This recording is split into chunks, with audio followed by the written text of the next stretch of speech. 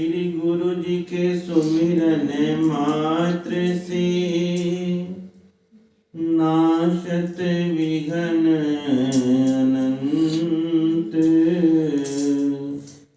ताते सर्व आरंभ में ध्यावत हैं सब संत। ताते सर्व आरंभ में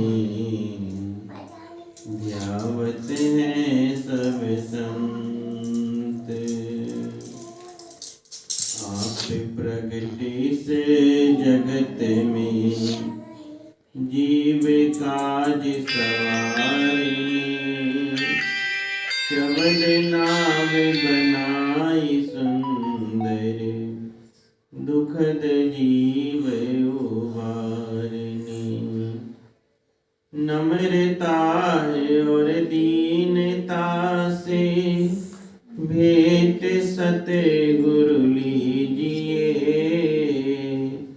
मैं हूँ शरणागत तुम्हारा, दास अपना कीजिए। मैं हूँ शरणागत तुम्हारा, चरणों में रख लीजिए। बोलिए जयकारा बोल मेरे श्री गुरु महाराज की जय। बोलिए सच्चिदानंद भगवान की जय। परम पिता परमात्मा की प्यारी आत्माओं, महापुरुषों के वचन हैं। कहते हैं एक घड़ी आधी घड़ी, आधी से पुनियाद, तुलसी संगत साधु की, हरे कोट अपराध। कहते हैं संत महापुरुषों की संगत चाहे हमें एक घड़ी भी मिल जाए। फिर कह रहे हैं आधी घड़ी, फिर आधी से पुनियाद। इतनी संगत भी अगर प्राप्त हो जाए और उस संगत से हम कुछ समझ लें, कोई ज्ञान प्राप्त कर लें, तो भी कहते हैं हमारा कल्याण हो सकता है। इसलिए कहते हैं इस संसार में एक नाम, भक्ति, सेवा, पुरुषार्थ, परमार्थ और परोपकार, यही इंसान की आत्मा के साथ जाते हैं। शरीर, धन, कुटुंब, कबीला, परिवार सब यहीं पर रह जाता है। तो महापुरुष यही कहते हैं कि हमें वह धन इकट्ठा करना है जो हमारे साथ जाए।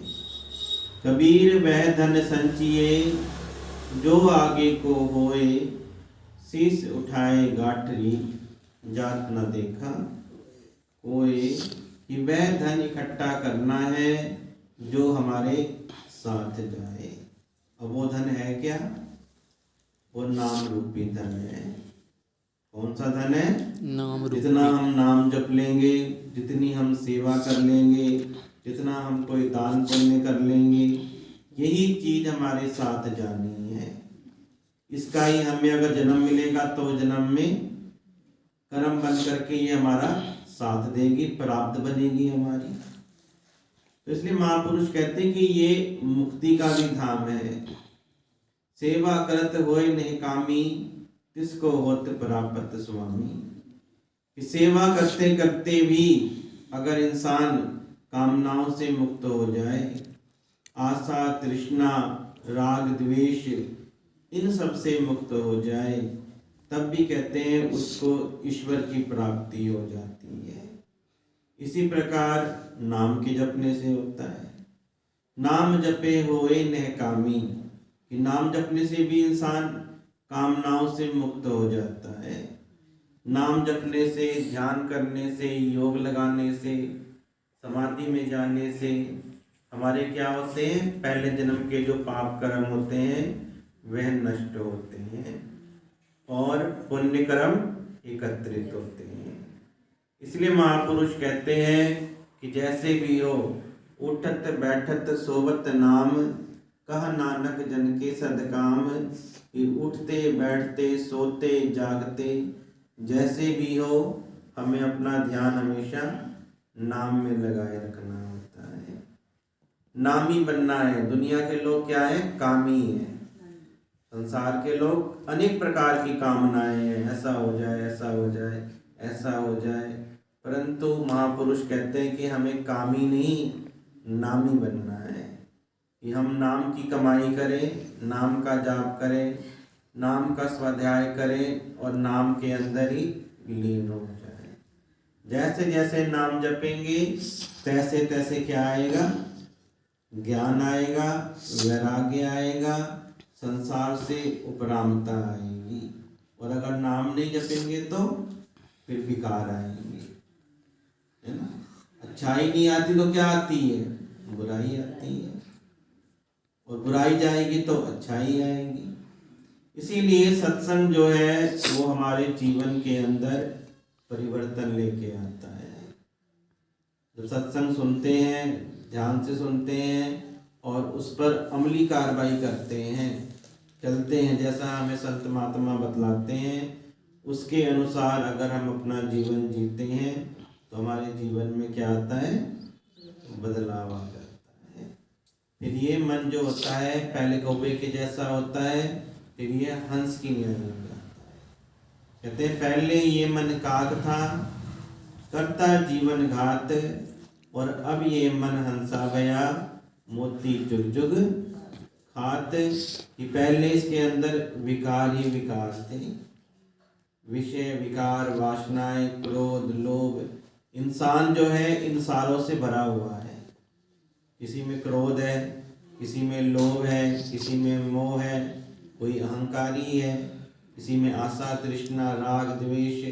ऐसे कहते हैं अनेक प्रकार के जो विकार हैं उससे मनुष्य भरा हुआ है।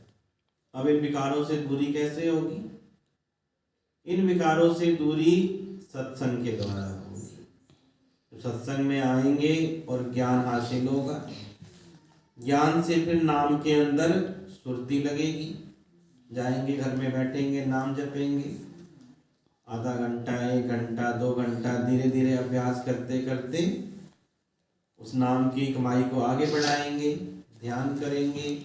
ऐसे करते करते फिर कहते ये जो मन है ये हंस की न्यायी हो जाता है। जैसे वाल्मीकि क्या था पहले?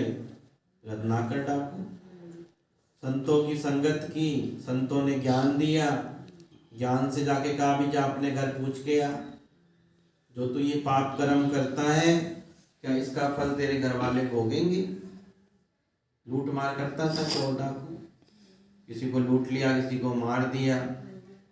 तो उसने कहा, उसके अंदर तो अज्ञानता थी, उसने सोचा कि इसका फल जब मेरी पत्नी खाती है, मेरे बच्चे खाते हैं, सबको मिलेगा। तो जाकर के उसने अपनी धर्मपत्नी से पूछा कि जो ये मैं पाप कर्म करता हूँ तो तू क्या इसके अंदर सहभागी है? तो उस पत्नी ने कहा कि नहीं, मैं इसमें सहभागी नहीं हूँ। तेरा धर्म है, तू पति है, तेरा धर्म है हमारा पालन पोषण करना। अब तू पुण्य करके लेके आता है, पाप करके लाता है, जैसी कमाई करके लाता है, इसमें हम भागीदार नहीं है, तू भागीदार।